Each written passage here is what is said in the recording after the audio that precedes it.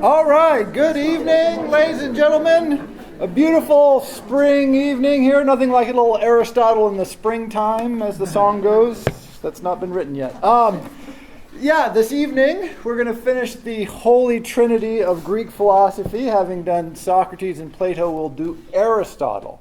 Now, as we read or think about or try to understand Aristotle, it's important to note that what you're reading is a long-running debate with Plato.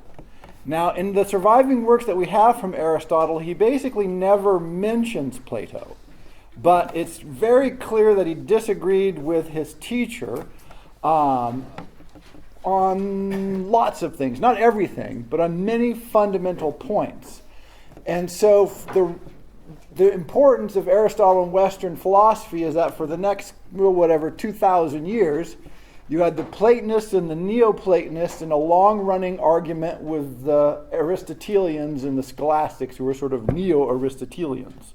And that just keeps going until forever, till today. And so this is this long-running debate. Also, it's important to note that Socrates, of course, is the huge influence on Plato. Plato is the huge influence on Aristotle.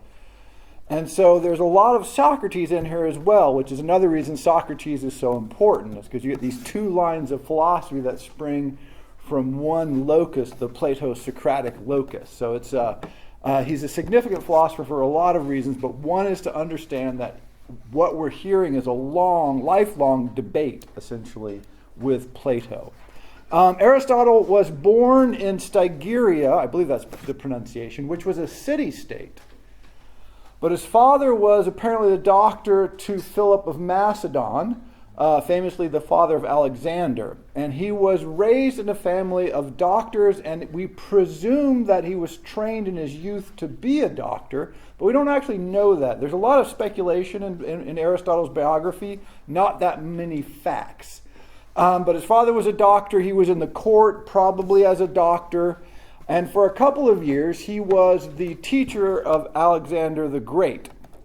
And so historians love to imagine this. You have these two incredible figures from history who were in the same place at the same time, Aristotle teaching Alexander. What was it like? The problem is we don't know what it was like, and all the evidence from Alexander's life suggests that he paid zero attention to what Aristotle would have to say. Alexander really, really liked Homer. Homer, he wanted to be Achilles very badly, and he set about conquering the world to prove how much like Achilles he was. Much of what Aristotle wrote about politics can be read as a subtle criticism of the kind of conquest that Alexander was taking during his lifetime. So Aristotle is in Athens and other places writing praise of democracy and limited oligarchies and all this, while Alexander is saying, I'm going to be a tyrant and just crush all opposition before me. And so there is a sort of running debate between them. So he's not just arguing with Plato, there's also this subtle and continuous argument against Alexander the Great, because Philip of Macedon and then Alexander, this was not a city-state. And so Aristotle was born and raised in a city-state, and then he transfers to be under the influence of a king. And then he goes to Athens, where he's back to being a city-state. And so there's these, the very different political outlook that he has because of his experience. When he's in Athens, he studies famously with Plato. We don't know how long they studied together, because for much of the time, or many of the years that Aristotle is in Athens, Plato is out and about trying to get his perfect Platonic society established, which does not go well at all, as I mentioned in the Plato lecture. But the influence is clear enough. And Aristotle had really hoped to inherit Plato's school when Plato handed it over, but he did not. And part of the reason is probably that anybody who was Macedonian was suspect to suspicion in Athens at this time, because the conquest of the Athenian city-state by the Macedonians hadn't gone over that well. So it's sort of, so his position in Athens was always somewhat suspect. And so he left for a while, and then he came back for a while, and he established the Lyceum, which was an extraordinarily long-lived school. It was called that because it was apparently in an exercise park. It was next to a field where gymnastics were done and exercise was taken. And that's why they think this is why the philosophers who studied in that school were called peripatetics, because you could walk around. There was a walking course. And so they may have held their classes while they walked, but more likely it just meant that basically they were holding classes in an outdoor gymnasium. And then at the end of his life, he had to leave Athens again because the political situation got a bit dicey, and then he died abroad. During his lifetime, he married well, which is good. So he was quite wealthy during the entirety of his life. He was raised well, born into a good family, good connections, royal court in Macedonia at that time, pretty good connections, and then married very well, and then sort of that was it. So he was well provided with money and funds, but he lived most of his life as a resident alien in Athens, which gave him an interesting perspective on politics, which we'll talk about. That he was never a citizen of Athens, and therefore he was not able to directly participate in the politics of the city-state. And he writes a huge amount about this, but it's, again, good to read debate with Plato, but also the fact that he's also in this sort of position of ambivalence where he really clearly loved Athens, but it's not clear Athens loved him all that much. So if you go to read Aristotle, it's important. I was trying to think of an analogy here, and Aristotle is like the Costco of philosophers. He has everything you want, pretty much, and whatever it is, you have to get it in a really big bundle, right? You can't get just a little bit of it. So he wrote thousands of pages of material, and so whatever it is that he wrote a lot, and he wrote on everything. So there's no like pithy short works where you go, oh, well, that was quite pleasant. No, they're all long and horrible to read. The problem for Aristotle is it seems that the only works of his that have survived were a collection of notes or outlines or probably private teaching outlines. And so they aren't written in the forms of beautiful dialogues like Plato, or even pithy summations of other philosophers of his time. They're really these mind-numbingly painful systematic analyses of everything, but they don't seem to have been prepared to be read. Now, there are some quotes that survive from like Cicero, who apparently read some of Aristotle's dialogues and other things that were published to be read, and they say he was a great stylist, better than Plato perhaps, which is high praise indeed, but those didn't survive. So what we have is a collection of challenging reading, to say the least. The issue here with Plato, and this is where, with Aristotle, and why he's so different from Plato, if you want to just summarize the difference, is the medical background. This is why we just have to look at that medical background. Whatever Aristotle looks at, he says, let's cut it open, tear out all the pieces, and line them out, see what they all mean and what they all do, and then reassemble it. You find the truth of something by tearing it apart and finding its most basic elements, and then reassembling it. For Plato, you take all the disparate things in the world and you drive them towards the perfect form. You're taking parts and putting them together towards the perfect form of the heavens. For Aristotle, it's always, what do we start with? Well, let's chop that up into parts and see what happens next. It's a very powerful way of gaining insight. Like I said, roughly the opposite of what Plato did. But it leads to texts like we'll read here. But his basic writing runs like this. What is a dog? Well, a dog consists of 8 elements. The first element of a dog is hair. Hair comes in the form of 9 kinds. The first kind of hair is fur that falls off in the winter. Winter comes in 3 kinds. And you're like, oh, dear Lord, just stop already. No more kinds. And you know that he's just going to follow through and follow. And so you read and read and read. And then you're like, okay, I'm getting close to reassembling the dog. We're getting close here. We're almost there. And then there'll be a note that says, the following 12 pages have been lost from the text. And you're like, oh, no. And then you go, in the case of a cat, there are 4 kinds of cats. And you're like, oh, you just want to pitch it in, right? You just like, stop. But you don't want to stop with Aristotle. You want to muscle your way through, because he does have these incredible moments of clarity. But again, it's important to note that it's just not written to be read actually. It's written as notes or outlines. But this practice of breaking things down is really fundamental to how his mind works, and it was hugely influential on basically every thinker that's come since then. And it starts the big debate with the Platonists and the Neoplatonists that's running on to this day. So again, he's written so much, it's hard to even know what to begin to cover. So I thought we'd just start with the Poetics. Now the Poetics shares, as far as I know, the distinction of being one of only 2 texts from the ancient world that is still used today as a living textbook. So if you go to film school or drama school today, they will have you read the Poetics. The other text from the ancient world that is still used in this way is Xenophon's treatise on horsemanship. So if you decide to go in the equestrian arts and you want to learn about it, they still use Xenophon's treatise on horsemanship as an actual textbook because it was just so good.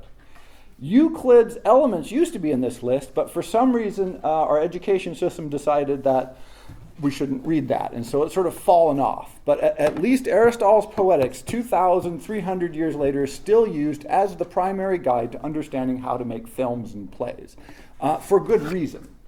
But I gave a little bit longer quote here because I think it's interesting, but it also gives you an example of how his mind works and how everything he wrote is basically structured. So he says, this is from the very early in the Poetics, he says, there are 6 parts consequently of every tragedy. By the way, every work he writes starts exactly this way. There are a certain number of parts to this thing. As a whole of such or such quality, viz. A fable or a plot, characters, diction, thought, spectacle, and melody. So the elements of every tragedy are plot, characters, diction, thought, spectacle, and melody. So now you know what's coming. He's going to talk about each of these in order and break them down into subparts. And so this is what he always does. 2 arising from means, 1 from the manner, and 3 from the objects of the dramatic imitation. And there is nothing else besides these 6. Well, this is crucial. In his thinking, he's like, if you can identify the basic elements and all of the basic elements, then you have a comprehensive understanding of whatever it is you're studying. If you can grasp those, you don't need to study anything else. It's totally comprehensive. This is his goal. He's always trying to do this. Sometimes he says he doesn't know. Sometimes he says it's confusing, it's subtle, we have to think about it some more, but what he's always shooting for is the list of those things that make up the elements of something and the total list, so that when he's done, it never needs to be touched again. It's perfect. It's total. But again, it's the opposite of Plato's forms. Plato wants to take you up to the perfect single form that lives in heaven. Aristotle wants you to bring you down to the 6 characteristics that make up all possible aspects of tragedy. And every single work he writes is structured essentially this way. Of these, it is formative elements, then, not a few of the dramatists have made due use of, as every play, one may say, admits of spectacle, character, fable, diction, melody, and thought. The most important of the 6 is the combination of incident of the story. Tragedy is essentially an imitation not of persons, but of action and life, of happiness and misery. All human happiness and misery take the form of action. The end for which we live is but a certain kind of activity, not a quality. Now this has at least 2 levels to it. First is he says, look, when you go to the theater, what you see is things happening. That's the most important element. Not what people say, not what people think, what they do. This is where it derives its power. What we see done. So if you go to film school, they just tell you this. What is the plot? What is the plot? What are people doing? What is the action that we see? Because it's essentially a visual medium. There's other elements. He lists the other elements. But the primary one, if you want to do a tragedy, is this notion of seeing people doing things. If they just wander around talking, A, we're bored, and B, it doesn't tell us very much. It tells us a little bit. It's important, but more important is to see what they do. That's the root element of it. That's why this is still taught as a fundamental text, or one of the reasons.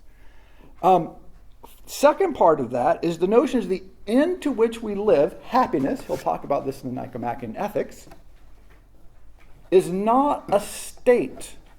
It's not something that's static. It's something that's done. And Aristotle, again, in contrast to Plato, Plato is always trying to fix things in a perfect state.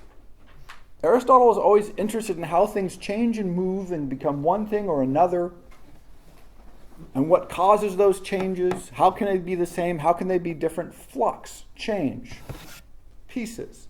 He's always interested in that. So he says, you do not achieve a state of happiness. You act in a way that is happiness. It's a process. It's an undertaking. It's a series of activities, not a final state. And we tend to think of it the other way. We say, oh, at some point, this will happen, and then I'll achieve this state wherein I am happy. Aristotle says, no, this is not what human life is. Human life is a series of activities, of which thinking is one, by the way, but it's a series of activities. And if those series of activities are correct, then you'll enjoy them and you'll be happy. If they aren't, you won't enjoy them and you won't be happy. It's a very different way of thinking. But so its influence on filmmaking is huge. In fact, this is one where we can look at it and say its influence on filmmaking is not just huge. In some ways, it's been overemphasized because it's been applied to things that aren't theater. Classically, everybody says, if you look at writing guides, and a lot of writing MFA courses also teach Aristotle's Poetics. But what's interesting is novels aren't seen. The whole notion that Aristotle is working from is misapplied when they try to apply it to novels because they're a different form. And this is sort of the grand history of the application of Aristotelian thinking. Great ideas, amazing analysis, incredible power misapplied to things that Aristotle never tried to apply them to. But again, still taught, still influential, and still valuable. And again, so this is why, what we're interested in is what people do. When they speak, we're interested in how they speak and how that represents their thoughts. So diction is one thing, thoughts are another, and that's what speech does for us. But primarily, we want to know about what people are doing, always what they're doing. Another hugely influential work of his was called, by the way, it's from the Organon, which was translated earlier by Boethius. It's one of the earliest texts of Aristotle to make it back into the corpus. We'll talk about that. And appropriately enough, the first work of the Organon is called the Categories. And you know what's coming now, right? How many categories are there? What categories exist? How do we know when we have a category? What's a subcategory? This will kill you, by the way. Do not read the categories. No, definitely read the categories. It's great fun. But what he does in there in the posterior, anterior analytics, which is basically he founds the schools of logic. If Aristotle had done nothing but those two works, the two works of analytics, he would be a world famous philosopher. Because people had been using logic and trying to think logically, but he just sat down and said, right, what are all possible, logically valid ways to construct an argument? Again, he wants to have a perfect total study. He's always trying to do this. And so if you've heard the all men are mortal, Socrates is a man, therefore Socrates is mortal, this is Aristotle. This is the basic syllogism. Anytime we talk about A, what can we say about A that's true? What can we say about B that's true? Can we conclude things from A and B if they're both? And he just goes on and on and on. By the way, this is very long works. But they are the foundational works in the logical understanding and application of logic to everything in the world. Now they're flawed, they're imperfect. It turns out that the use of logic is not perfectible. We proved this in the 20th century. But it is incredibly powerful. Its influence, it's influenced everything since then. When you hear legal arguments in court, generally speaking, they're following a lot of Aristotle's rules that he laid down. Logical arguments in mathematical logic are based on Aristotle's arguments. Just basic rules of good thinking are based on Aristotle's theories that are in the posterior and anterior analytics. It's an extraordinary achievement, virtually unreadable, by the way, but extraordinary. And so another one, but again, it's to break everything down, create a system of logic that allows us to think clearly about every possible statement that could ever be made by anybody under any circumstances anywhere. Now, the extension of this logic, by the way, and people talk about this, if aliens across the universe someplace are doing mathematics, do they have to have the same mathematics we do? And generally the answer is yes. That the rules of logic have been laid down essentially by Aristotle, and they aren't true for Aristotle or the Greeks or us or the planet. They're true for all beings in all space and all time. Now, this is a big argument in philosophy and the philosophy of mathematics. But generally the consensus is, yeah, that it must be so. That you can't have a world where you say all men are mortal, okay, Socrates is a man, okay, but Socrates is not mortal. Something is wrong. Well, then he's not a man. No, he is a man, but he's a mortal man who's not mortal. Well, then the definition of mortal is wrong. No. That if you do not abide by the rules of logic, as Aristotle lays them down, then you just get nonsense. It's a way of sorting sense, meaning, truth, of course, what we're really seeking, from nonsense, vagaries, abstractions that can't be defined. And so, think about that. That's a hugely ambitious project, and only one tiny part of the project that Aristotle was taking. And generally speaking, people are like, yeah, we think he got it right. Much of what he did is correct, not perfect. You have errors and incompleteness and all this, but given that he was starting it off, extraordinary achievement. Then another one more accessible than the logic, but I had to mention the logic because it's just so incredibly important, is the Poetics. Now, this is where the payoff comes, by the way. So you've probably heard man is a political animal. This is from Aristotle. Hence it is evident that the state is a creation of nature and that man is by nature a political animal. And he who by nature and not by mere accident without a state is either a bad man or above humanity. Poetics. Now this notion that man is a political animal, like I said, we've probably all heard this. It means that man is a member of a polis. Polis here means basically city-state. And what it really means is man needs to be a citizen. The function of a city-state is to allow its members to thrive. It needs to be best organized so that all of the citizens can express themselves to their full capacity. That's the ideal. That's the utopian ideal. Now, a couple of things are very important here as insights. One, already back in Empedocles and some others had argued that, look, we should go back to the natural state of man. Cities and civilization corrupt us. That whole nature versus the city civilization versus primitive man, that debate was already going on 2,400 years ago. So we didn't invent that. In fact, we've made no progress on it in 2,400 years, which is slightly embarrassing. But Aristotle says, no, there is no conflict here. Man is by nature, needs to be in community to thrive. We cannot thrive on our own. We need a society that helps support us, educate us, feed us, and gives us opportunities to shine if we are to live to the full capacity of a human being. You cannot have a symphony orchestra out in the wilds.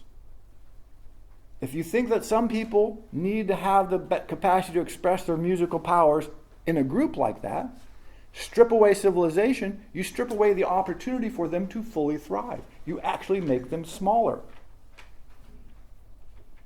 He's emphatic about this. Also, if you look at Plato's Republic says we need to educate everybody, the rulers most importantly, so that they're the same. Again, there's one perfect way to be. We get people to be that way, the city will take care of itself. Aristotle says no. The beauty of the city-state is that it's made up of all kinds of different elements mixed together. And different people have different capacities that they need to express in different ways, so we need diversity. It's a necessary element of a city-state that's healthy and has thriving citizens, is an opportunity to express that difference. And if we don't have that opportunity, we're made smaller and less good than we should be. And Aristotle was opposed to that. So this is just very central to his concept of being a human being. So people say, oh, civilization versus the wilds. He says, no, we're like ants, one way to think of us. Ants don't want to be by themselves. Right? If you take the hive, you're not saying, oh, the hive is ruining ant life. The hive is necessary for ants to thrive. They need that, or most ants. There are solitary ants, by the way, but most ants need that sort of large collection to thrive. And Aristotle essentially says we're more like ants than like solitary beings. And if you've been kicked out of your city-state, it's probably because you're a bad person. They did not trust people who didn't have citizenship. And by the way, even though Aristotle was from Stygira but never basically went there very often, or if ever after he was born, he was still a citizen. You didn't lose your citizenship of the city-state where you were born because you left. You always carried that with you. And so somebody would say, well, where are you from? Well, I'm from Stygira. I'm a citizen of Stygira, which means I'm a good person. If they removed it from you, you were an outcast because you were a criminal or had done something wrong, then you'd have to say, I have no home. And people would go, ooh, well, we're not letting you in here because you're a bastard. Right? We don't trust people who don't have a community. And so, he's emphatic about this. We're not supposed to live on our own. We're supposed to live in communities that help us to thrive. And that's the goal of the city-state. So you get these beautiful, clear passages. The second one from the Poetics, he who has the power to take part in the deliberative or judicial administration of any state is said to be a citizen of that state. And speaking generally, a state is a body of citizens sufficing for the purposes of life. When the form changes and becomes different, then it may be supposed that the state is no longer the same, just as a tragic differs from a comic course, although the members may be identical. Now, this is one of those moments of absolute clarity that makes all the work in Aristotle worth doing. We say, oh, we live in a democracy. Aristotle says, great, that's wonderful. Who is a citizen and who has the power to control your government, make the decisions, make things happen? If the people who control things change, your government has changed. You have to give it a new name. The distribution of power among the citizens is what determines the nature of society you live in. He just couldn't be any clearer about that. We get totally confused. He didn't care about the form or the outward appearance. He just said, who has the power? If who has the power changes, your government has changed. Simple. No, not confusing. But we get confused. We do the same things. Do we have the same amount of power? Do they mean the same things over time? Do citizens influence things? How? By how much? That's the value of Aristotle. He just says, let's break this down. What are the basics of the control of a population is who gets to make the decisions, who has the power. Figure that out. And that'll tell you the nature of the society you're in. Very simple. Very clear. Breaking it down to its basic elements, really, it generates clarity in many instances. In many instances, it confuses you. But in many instances, you get very much great clarity there. That ask it, who is a citizen? And by citizen, again, he just means those who have power. If you don't have power, he says you're not actually a citizen. He even remarks that people who aren't theoretically citizens, if they have power, are actually citizens. Even if they aren't technically called citizens. That's okay. If you're a resident alien who's friends with the tyrant, you're essentially a citizen because you have a lot of power and control, much more than the people who are called citizens but have no influence on the government. So he's just like, look, just be clear about this. Now, he had all kinds of interesting to say. He thought that people were naturally born slaves. He says, you look out at people, some people, he says, are just born to be slaves. Look at them. They're hopeless. And that the reason that you have masters is because so many people are so hopeless that they need masters to help protect them. Now, this is very wince-inducing, right, when you read this 2,400 years later. But this is one of his fundamental principles. He says, and that the masters, even as citizens, slaves were never citizens, have the obligation to help their slaves thrive as much as possible. And unlike Plato, who thought women should, in theory, be able to fully participate in government, Aristotle's like, well, we should probably educate them to know what's going on, but probably we don't want to do more than that, right? Women really need to be at home, taking care of the hearth, because that's where the family is rooted. So it's a mixed bag, right? So not to gloss it over, but he has some very clear thinking about the nature of human cultures and societies and how power is divided up in them, and it's worth looking at. And then another major one is the Nicomachean Ethics. Every art and every inquiry, and similarly every action and pursuit, is thought to aim at some good. And for this reason, the good has rightly been declared to that at which all things aim. If you want to understand Dostoevsky, you have to understand that he is arguing with Aristotle. Because Dostoevsky was at pains to demonstrate that people are often not trying to do the good. That sometimes people are just bastards and they do bad things just because they're bad, not for any other reason. But Aristotle's influence was so powerful that this idea is still with us. I think it is a powerful insight. And he says the chief good is happiness. And the question we need to ask ourselves to understand ethics is, how do we maximize our happiness? This is it. The entirety of Nicomachean Ethics is a happiness maximization thought experiment. And he says, look, pleasures are fine. Pleasures are good. He's not an anti-pleasure guy. He's like, you just have to figure out what pleasures are more helpful, which are less helpful, which are ones that do no harm, and so, hey, no big deal, or which ones that are pleasures that are harmful, in which case you should probably avoid them, and which pleasures are good in themselves. And I mean, he goes down, he breaks down all the pleasures, all these incredible different kinds of pleasures that he maps out for you, so that we can think about, what's pleasures, intellectual pleasures, pleasures of the flesh, pleasures of activity, pleasures of repose, and which ones actually make us happy? This is a very interesting question. I think it's one that we almost never ask. We pretend like we're always asking this, but it's a hard question to ask. Well, what really makes me happy? What does, in fact, give me a lot of joy? And then Aristotle makes the incredibly insightful observation that if you know what gives you a lot of joy, you should do it.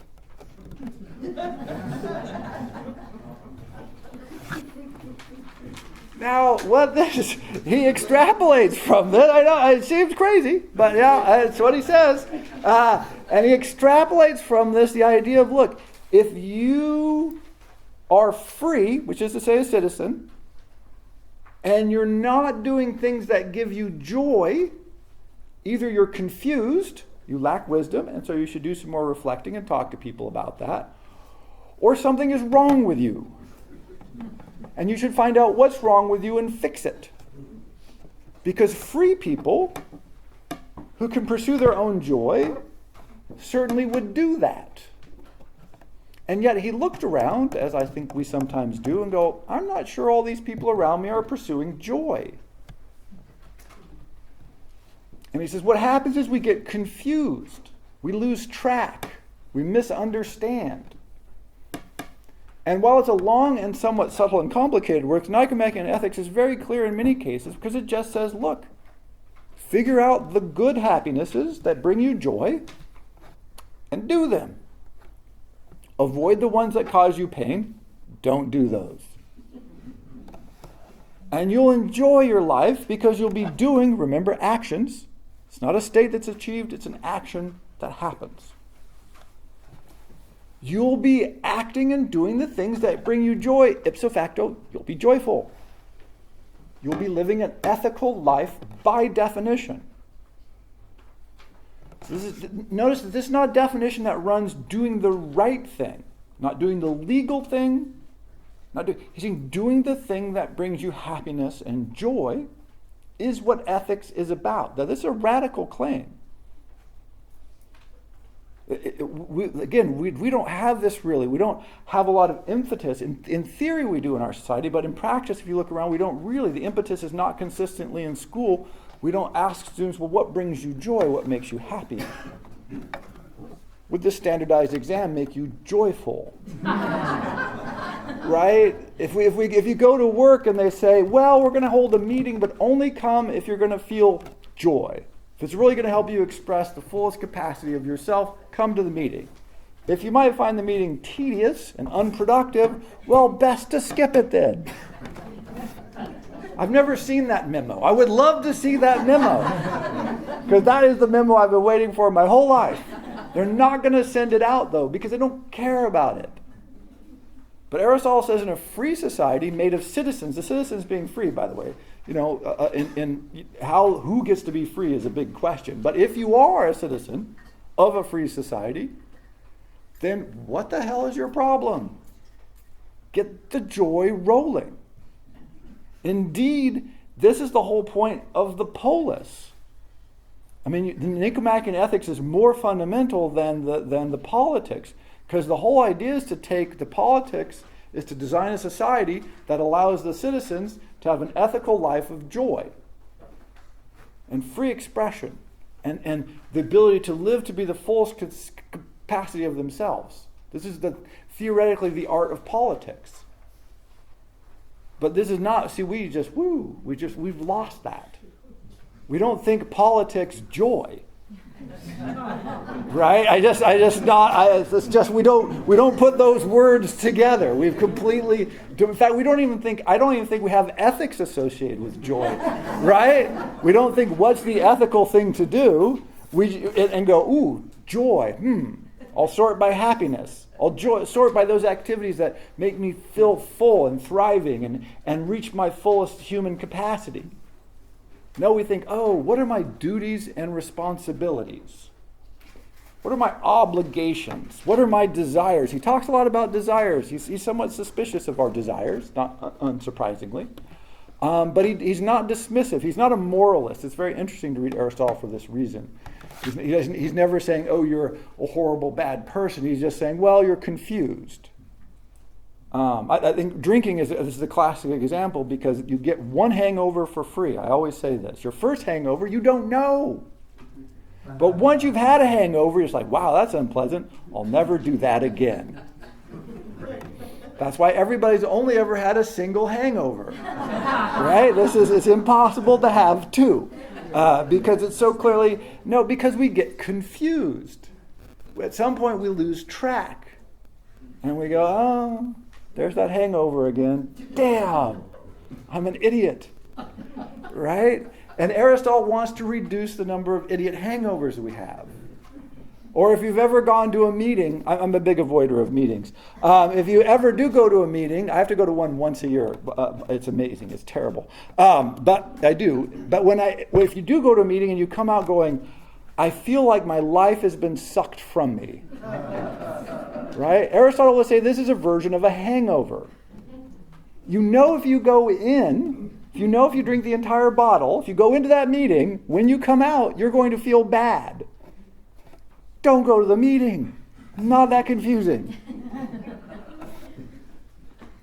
But very confusing, right? Because we keep going to these horrible, terrible meetings. A friend of mine used to go to meetings at work just based on their donuts. So he would not go to meetings he was scheduled at. He would just go to meetings that had good donuts. So he'd just show up randomly in meetings.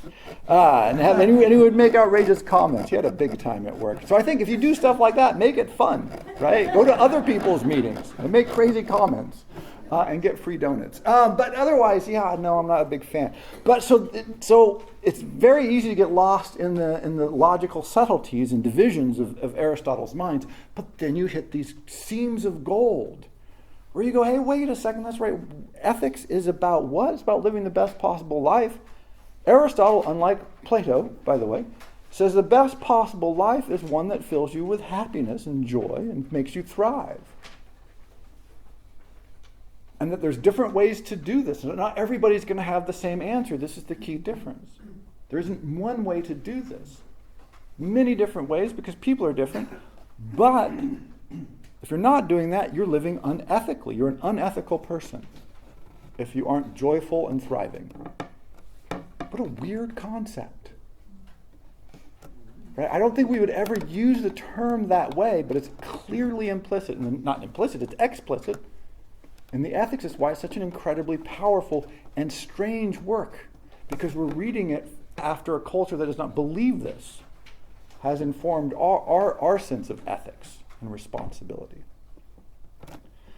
And finally, I wanted to try and give some sense of the importance of the way he thought about the world in the sense of causality, because he did the metaphysics, he did the physics. His whole theory of the origin and generation of life is based on this big universal theory that he has, which was influential, which we'll see. But it was this notion of causality. And he said essentially there are 4 causes for everything. Everything has the same 4 causes. Again, you break things down into fundamental elements. And he says you have matter, which is what something is made from. So the classic example he used is a bronze statue. So a bronze statue is made from bronze. That's the material cause. And one of the reasons he was interested in this question is you can make bronze into a bowl, or you can make bronze into a statue, or you can make bronze into a dagger. See how weird that is? We take this for granted, but he was really like, so is the bowl, the statue, and the dagger the same because it's made of bronze, or is it different because they're in different shapes and used for different purposes? It's a tricky problem. For years I argued with the same friend who went to all the meetings. He had a box in his apartment with a tablecloth on it. And he said it was his table. And I said, no, it's a box with a tablecloth on it. Which is an Aristotelian argument about form. So here we go. Is anything you put food on and eat off of a table? That would be a functional definition. Or does it have to have some sort of intent? Does it have to be made with the idea that it will be a table at the end? This is a use definition. And so I don't even remember where we all ended up. But for years, basically every time we ate at the box, we had the same Aristotelian. This is the problem with Aristotelian arguments. They can go on forever. But Aristotle's argument is say you have 4 elements. And if you have all 4 of them, then you can answer pretty clearly. Then you have form. It's the change movement caused by the arrangement, shape, appearance of the thing or thing moving. Would be the shape of a statue, or if you have a living thing like a monkey, it would be the soul of the monkey. The soul, by the way, in Aristotle's definition, gives things form. So that would be its causal form. Then you have the agent of change. What causes it to become that form? So for a table, it would be a carpenter. For a statue, it would be someone who cast the statue, and for a monkey, it would be the monkey's parents, right? So the monkey's parents make a little monkey. A carpenter makes a table, a caster makes a statue. But they don't change. This is the key idea. They make a change in the thing, but they don't change. I make a table, I don't become a table. And then crucially, and most importantly, by the way, is end. It's the final cause. It's the reason the thing was made. For a seed, it's to become an adult plant. For a sailboat, sailing. For a statue, tribute to the god. For a monkey, it is to become a monkey. For Aristotle, you have this teleological, which means everything has a direction. We're headed someplace. Because part of being in existence is to have all 4 of these forms, and the most important one is the end to which that thing has been made or has come into existence, or why it's on the planet. And so if you know the end, he's always looking for the end of everything. What's it for? Why is it here? How is it used? Because from that he can derive its fundamental nature. When you know its fundamental nature, you know everything. If you've ever read Sartre's existentialist philosophy, basically it's a long argument with that point. He says the crazy thing about humans is we have no end. We have no direction, we have no goal, we have no plan. That's why we're so hopelessly confused. Aristotle says, no, everything has an end, you just don't know what it is yet. You've got to figure it out. Part of living the ethical life is discovering that for which you exist. That's your end. It's this interesting concept that he has. And so this is all put into play by the prime mover.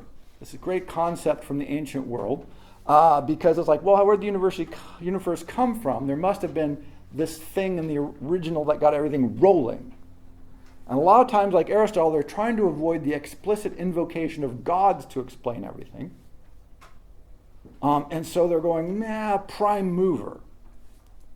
And so you get this crazy notion of that the whole universe is related by this initial sort of shove that gets everything going. But that's really in the heavens around us. On Earth, we're sort of like a sub-shove from the prime mover that got the heavens rolling. And we're just, they call it the sublunar, by the way. By the way, if you read Aristotle, you run into masses of technical vocabulary. He loved technical vocabulary. Where Plato says, let's talk about love and joy and beauty. Aristotle's like, let's talk about the sublunar capacities of the prime moving objects in their origins and debate. And you're like, I do not understand what you're talking about. And so you have to reread the sentences over and over and over again. There's not enough nouns. Give me a noun. I want a noun. A clear thing I can get my mind attached to. And he's just not going to. There's like one noun every chapter. So it's a struggle.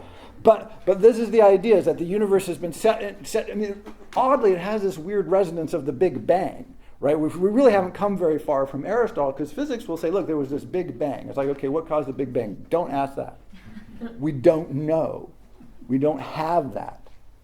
And so modern physics says you cannot ask the why of something. You can ask the how and the what, but not the why. And Aristotle's like, oh, heck no, I want the why. And if you have the end, you know the why. And he really, really wants to know the why. So this is one of the struggles. And finally, and I hate to do this to you, but we need this concept of hilahmorphism, as is the technical term. I said there'd be a lot of technical vocabulary. But what it means is that matter and spirit essentially are combined.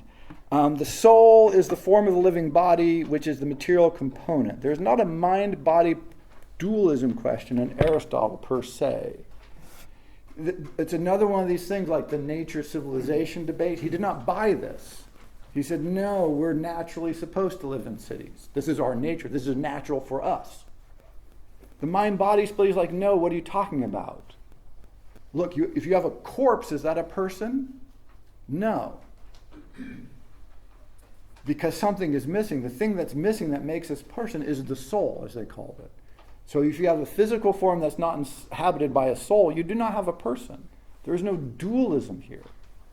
He also thought that Plato's idea of reincarnation, that the soul goes on, was silly. He's like, no, you need both. If you don't have both, then then neither exists. They're not separable. They exist together. They need both of them. They're both part of the four causes. And if you don't have both, you don't have all four actually, but if you don't have both, you certainly don't have a person.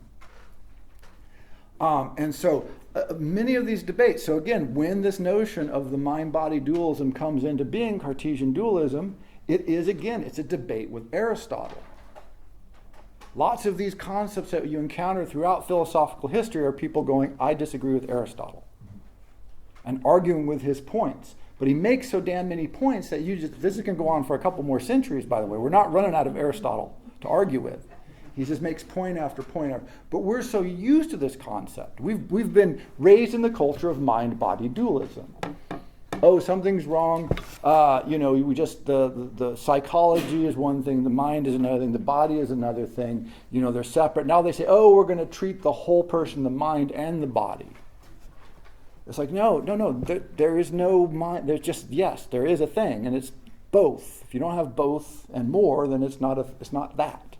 And so even when we say we're going to treat the same person, we also say there's going to be two things we're going to treat. And Aristotle really resists this concept. It's fundamental to him to resist it. You don't get the four causes of everything in the universe if you allow souls to exist without bodies and bodies to exist without souls and forms. His whole system sort of runs into trouble there. So it's a long, weird, technical word, Hilahmorphism, but it is this concept that runs counter to, again, our ethics are not Aristotelian ethics in many ways. Our concept of politics is way off the charts. Even our causal understanding of the universe struggles here, but it's always in debate with Aristotle. The reason it's always in debate with Aristotle is because, again, let's talk about his influence now. All these abstract, crazy ideas, and he's really a very abstract philosopher. It's one thing to get used to with him. He influenced the form in the way basically all the philosophers from about 1000 later wrote. The form of Aristotle's arguments became what people thought you had to do to write philosophy. Dialogue's almost dead. Right? Speculative meditations. This is why Montaigne is so important. Is because he went, oh, maybe I'll just ponder. A lot of old philosophy is clearly people just pondering. So when Montaigne comes up with the essays, it's this huge revelation. It's like, well, that's not really thinking. Aristotle is thinking. But Montaigne is this whole other way of doing philosophy. But Aristotle is still vastly dominant. If you write a Montaigne-like essay today and you're in graduate school for philosophy, you will get an F. Everyone says he was a great philosopher, and then they say, do not write or think like him. You want to write and think like Aristotle. Even if they say Aristotle is wrong, we don't believe his philosophies, blah, blah, they're like, write like him and think like him. Otherwise, he's wrong. Right? So it's just the form of the way he writes and argues is totally dominant still today. Don't be confused about this. Absolutely. You do not write dialogues, you don't write little plays, you don't write love poems and get your doctorate degree in philosophy. This is not going to fly. You write like Aristotle. The reason this is so is, well, his reception is weird. He kind of disappeared for, about 600 or 700 years. It's clear that his texts were around in the Roman world, but he just was apparently not that popular. Cicero, for instance, knew of his text. Other people knew of his text, but not too much got handed down. Boethius famously did some translations. What happened was in the Arabic translation movement, the Arabs got a hold of it, and the Persians, all these were Persians, by the way, got a hold of it, and they began translating lots of his work. And so Aristotle's first influence was on the thinking in the Islamic world, which is continuous to this day, by the way. I mean, his influence in the Islamic world is unbroken. So Islamic scholars started reading Aristotle and go, wow, this is the way to write. This is the way you argue. This is what you do. And then philosophers like Maimonides, Jewish philosopher, Arab philosophers, Persian philosophers, Moorish philosophers started writing Averroes, translated it. And then when Spain was conquered, more of these texts started coming into essentially the Latin-speaking world.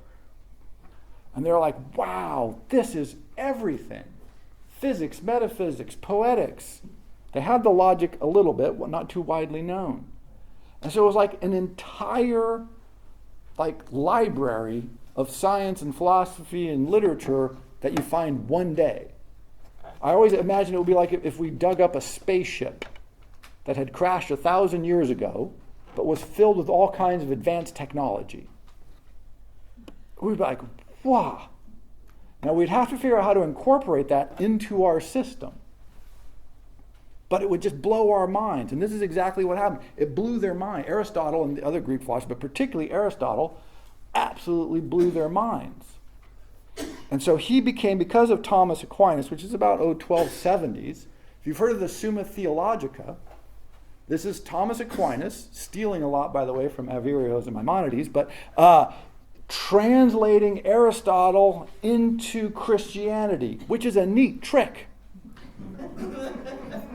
Because he's a pagan philosopher who probably didn't really believe in God anyway. He didn't believe in his own gods, much less gods that came along after he died. Sort of did not believe anything like. I mean, he's saying the highest good is pleasure. This wasn't really the Catholic Church's line at the time. That's not what they were preaching. But somehow, magically, Thomas Aquinas, this is how he becomes Saint Thomas Aquinas, by the way, was able to incorporate Aristotle in such a way that everybody was like, yes, this is what we've been waiting for. He was sort of a proto-Christian thinker. And so this is the scholastics. I mean, Aristotle just took over all of the leading schools, like Paris Academy. In Paris, they tried to ban him because some of the Catholic thinkers were like, no, this is a pagan thinker. This has nothing to do with Christianity. We've banned him. And he was so popular that they had to unban him.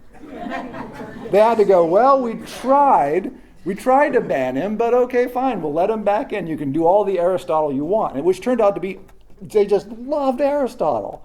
And so the scholastics just took over. And they employed this for everything, which was good and interesting, but also in some ways bad, because Aristotle did get some things wrong, or at least unhelpfully structured. So for instance, Aristotle did not believe in using math to understand nature. Now, if you want to do science, it's going to hold you back. But this was, in Aristotle's time, this was the Pythagorean argument. Nature is all about numbers. And he's like, no, that's so much quasi-mysticism. I'll have nothing to do with that. We want to talk about qualities. And so it's hard for us to imagine this, but in Aristotle's world, you organize things by quality. So you would say, oh, I think we should think about all things that are yellow like a chicken. So a sunset, a chicken, and a sofa have a fundamentally important similar quality, which is a yellowness. So we'll put them in that category over there. This is weird. So they developed ideas like a walnut looks like a human brain. Ipso facto, eating walnuts will help you with brain problems. Because they're the same thing, because look how similar they are. So it's not always bad to organize things by qualities, but it really becomes unhelpful in many, many instances. But they ran wild with this. I mean, they absolutely went crazy and everything. So they had these things called cabinets of wonders that were filled with things organized by things that make noise when the wind blows. I'm not making that up. So it's like, oh, wind chimes and branches of a tree and a hollow log. And no, that's all goes in the cabinet. Look, when the wind blows, these things make noise. Oh, fabulous.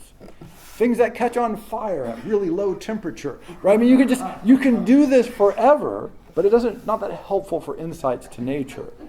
So when Galileo comes along, one of the things that Galileo is imprisoned for is not for fighting with the church per se. It wasn't Christian doctrine he had a problem with. It was Aristotle he had a problem with.